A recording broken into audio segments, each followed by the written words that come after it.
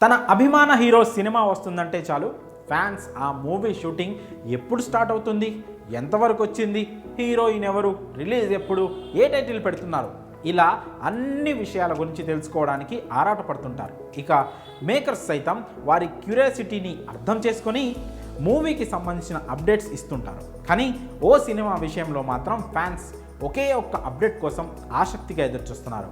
ఆ మూవీనే SSMB29.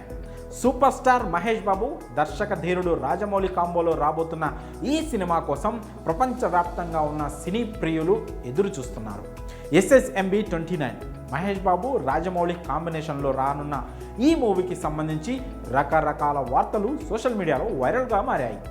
Super star పుట్టినరోజు సందర్భంగా అప్డేట్ వస్తుందని భావించిన ఫ్యాన్స్కు నిరాశ ఎదురైంది. అయితే ఇది మిస్ అయినా కానీ రాజమౌళి బర్త్డే అక్టోబర్ 10 నాడు ఏదో ఒక సాలిడ్ అప్డేట్ ఉంటుందని అందరూ భావిస్తున్నారు. దానికోసం ఫ్యాన్స్ వేయి కళ్ళతో ఎదురు చూస్తున్నారు. ఈ నేపథ్యంలోనే షూటింగ్ ప్రారంభం గురించి ఓ క్రేజీ న్యూస్ వైరల్గా మారింది.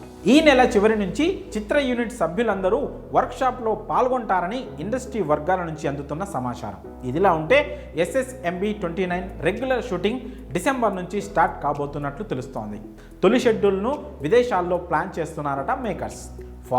ఫారెస్ట్లో భారీ చేజింగ్ సీక్వెన్స్ను చిత్రీకరించే ప్లాన్లో ఉన్నట్లు టాక్.